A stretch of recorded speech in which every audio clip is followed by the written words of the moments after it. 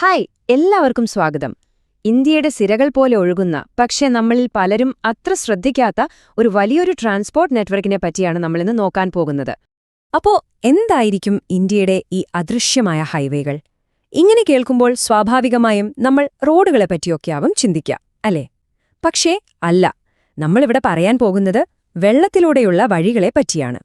അപ്പോ ഈ വാട്ടർ ട്രാൻസ്പോർട്ടിനെ നമുക്ക് പ്രധാനമായും രണ്ടായിട്ട് തിരിക്കാം. ഓക്കെ, ഈ ഒരു ബേസിക് ഡിവിഷൻ അറിഞ്ഞാൽ ഈ വിഷയത്തിന്റെ ഒരു പ്രാധാന്യം നമുക്ക് കൂടുതൽ വ്യക്തമാവും. ഒന്നാമത്തേത് ഇൻലാൻഡ് വാട്ടർ ട്രാൻസ്പോർട്ട്. ആ പേര് പറയുന്ന പോലെ തന്നെ രാജ്യത്തിനകത്തുള്ള പുഴകളും കനാലുകളും കായലുകളും ഒക്കെ ഉപയോഗിച്ചുള്ള ഗതാഗതം. ഇനി രണ്ടാമത്തേത് സീ വാട്ടർ ട്രാൻസ്പോർട്ട്. ഇത് സമുദ്രങ്ങളിലൂടെ, അതായത് രാജ്യങ്ങളെ തമ്മിൽ കണക്ട് ചെയ്യുന്ന ഇന്റർനാഷണൽ ട്രേഡിനൊക്കെ ഉപയോഗിക്കുന്ന വഴികളാണ്. അപ്പോൾ സിമ്പിളായി പറഞ്ഞാൽ ഒന്ന് രാജ്യത്തിനകത്തും മറ്റൊന്ന് രാജ്യങ്ങൾക്ക് പുറത്തേക്കും. ഇനി നമുക്ക് നമ്മുടെ രാജ്യത്തേക്ക് വരാം. ഇന്ത്യയുടെ കാര്യം നോക്കിയാല് ഇവിടെ ഇൻലാൻഡ് വാട്ടർവേസിന് ഒരുപാട് സാധ്യതകളുണ്ട്.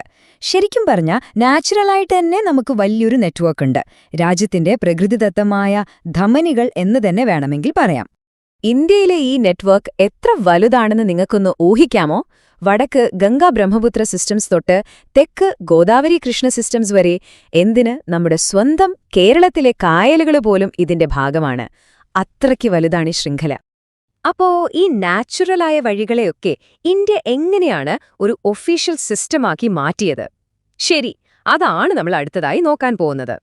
അതിലെ ഏറ്റവും പ്രധാനപ്പെട്ടൊരു സ്റ്റെപ്പ് വരുന്നത് 1986-ലാണ്. അപ്പോഴാണ് inland waterways authority of India രൂപീകരിക്കുന്നത്. ഈ അതോറിറ്റി വന്നതോടുകൂടിയാണ് ഇന്ത്യയുടെ ജലപാതകൾക്കൊരു കൃത്യമായ സ്ട്രക്ചറും ഡയറക്ഷനും ഒക്കെ കിട്ടുന്നത്. ഈ വിവരങ്ങളൊക്കെ നമ്മൾ എടുത്തിട്ടുള്ളത് ഈ ഒഫീഷ്യൽ ഡോക്യുമെന്റിൽ നിന്നാണ്. നിങ്ങൾക്കിപ്പോൾ സ്ക്രീനിൽ കാണാം. വെറുതെ പറയുന്നതല്ല, കൃത്യമായ സോഴ്സ് ഉണ്ട് എന്ന് കാണിക്കാൻ വേണ്ടിയാണ്.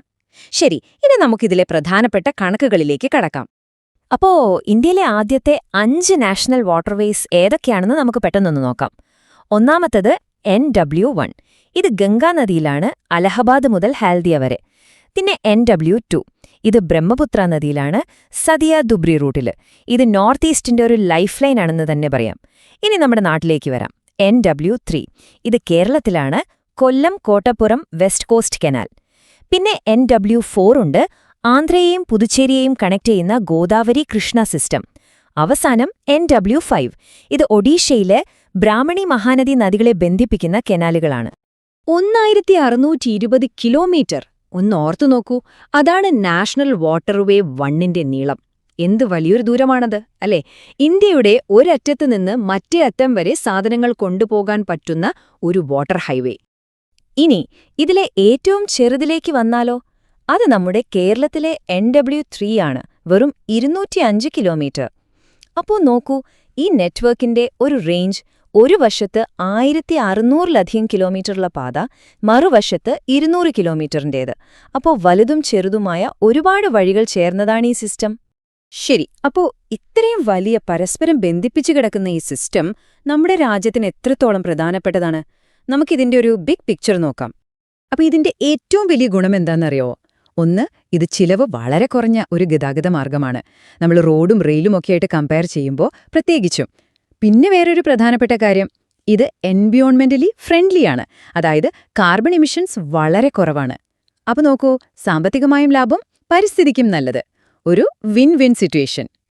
അപ്പോൾ സ്വാഭാവികമായും ഒരു ചോദ്യം വരുമല്ലേ, ഇന്ത്യ ഇങ്ങനെ വളർന്നുകൊണ്ടിരിക്കുമ്പോൾ ഈ പ്രധാനപ്പെട്ട ജലപാതകളുടെ ഭാവി എന്തായിരിക്കും? ഈ വലിയൊരു സാധ്യതയെ നമ്മൾ ഇനിയും എങ്ങനെയായിരിക്കും ഉപയോഗിക്കാൻ പോകുന്നത്? ഇതിനെപ്പറ്റി നിങ്ങൾക്ക് എന്താണ് തോന്നുന്നത്? തീർച്ചയായും ചിന്തിക്കേണ്ട ഒരു കാര്യമാണല്ലേ?